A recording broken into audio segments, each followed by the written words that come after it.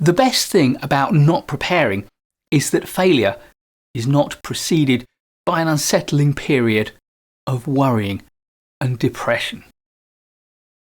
But if you don't want to fail, then preparation is your best friend.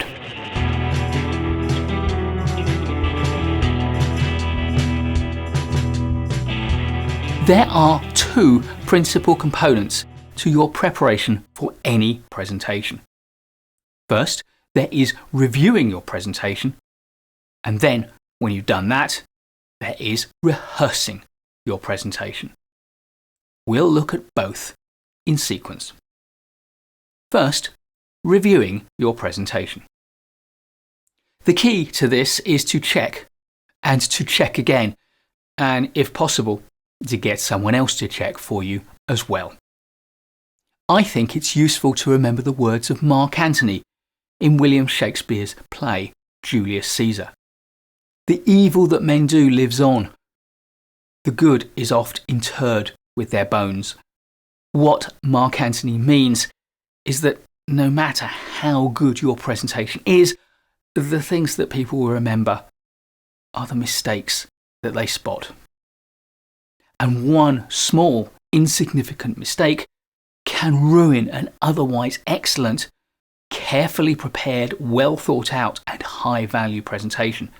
So if you don't want this to happen to yours, then make sure that you root out any possible mistakes that people can spot, from the simple typographic errors to mistakes in the facts that you present. Indeed, there are 5 things that you need to check. And the first is content.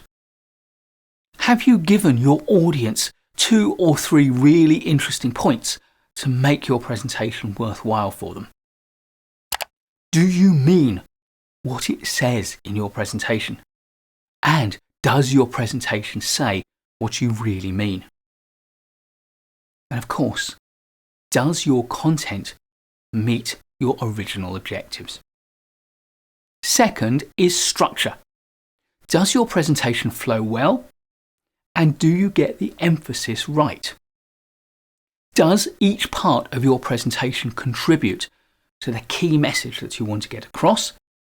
And do you open with a strong introduction and close with a strong final closing message? The third thing to check is the details. Are all of your numbers, your tables and your graphs accurate? Have you spelt people's names correctly and used their proper titles? Also, pay attention to the way that you use brand names and brand images, including, of course, your own. And finally, make sure that you get the spelling and the grammar and the punctuation of your presentation correct. Some would argue that these things don't really matter as long as you communicate well, but the fact is that they do matter to some people, and those people will lose their attention to what you're saying if they're focusing on small mistakes that bother them. The fourth thing to check in your review is style. Does every part of your presentation conform to your organization's house style and brand guidelines? Are you certain that you've removed all abbreviations and jargon words that will get in the way of understanding? Or, where you can't remove them, you have made sure that you will properly explain them for your audience? And finally, is your presentation as short, as simple, and as impactful as you can possibly make it? And finally, the last thing to check is appearance. Are your slides simple, uncluttered, and having a strong visual impact? Do they look good on the screen? Are they balanced?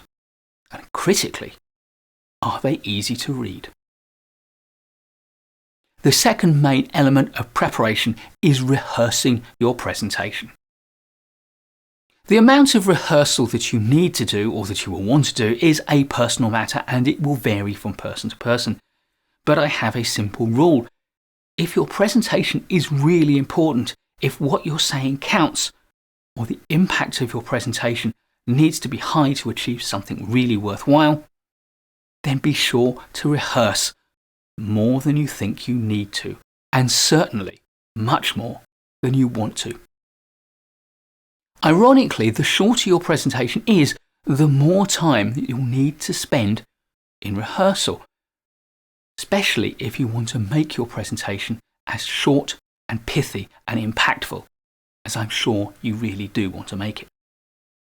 And if your presentation really matters a lot, and if also you're not an experienced presenter, then I strongly recommend you find a good friend or colleague who can act as a rehearsal buddy or mentor. And if you can, find a way to do a final rehearsal in front of a small, friendly audience. If you want to perform really well, then you will need at least 4 rehearsals. In fact, I'd say the ideal number is 7 or possibly even more run-throughs of your presentation. However you decide to rehearse in detail though, rehearsal should follow a simple 4-step process.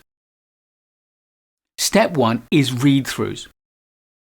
Read through your presentation a few times to become really familiar and comfortable with the content. It will also give you a chance to review what's there and to spot the bits that don't flow well. If you really want to learn the content, then the read-throughs are best done out loud rather than silent reading. Step 2 is to speak with references. What I mean by that is rehearse your presentation without reading your notes. However, have them available to you so that you can check up on them, because what you don't want to do is to embed in your memory mistaken quotes or gaps which could become fixed blockers for you when you come to present for real. By testing yourself in this way, you will improve your recall. It's far more impactful than simply reading out loud. Step 3 is to speak without reference. Run through your talk on your own without your notes. Once again, do it out loud. This will help to consolidate your ideas and your presentation in your memory and also give you a clear idea where you need to focus because you do have gaps. Step 4 is to speak in front of a friendly audience to get their feedback. And there are many ways that you can do this. If you can, try to combine more than one. First, a great thing to do is to run through your presentation with a single observer or coach, someone you trust a great deal. And at the end, ask them for their feedback. And my tip is to ask them for no more than 3 things that they need you to change. These are going to be the 3 things that they consider will have the greatest impact. If you try to change too many things, you will become overwhelmed by the number of things you have to remember as you present again. But by working on the 3 most important things, you can use the Pareto principle, the 80-20 rule, to lift your presentation massively. You can then run through your presentation again with the same observer, building in the 3 things that they've asked you to change. And at the end, you can get their feedback on how you did and also ask them for the 3 things they now consider most valuable. Repeat this as many times as you can until they say, you know what, there's not really anything that you can do to improve. Now, if you can, do a kind of dress rehearsal in front of a small, friendly audience. This is the thing that is most calculated to give you a sense of confidence. Yes, you can ask them for their feedback, but if you do, by this stage, ask them for the one thing that they want you to work on to further improve your presentation when you do it live. Preparation, preparation, preparation.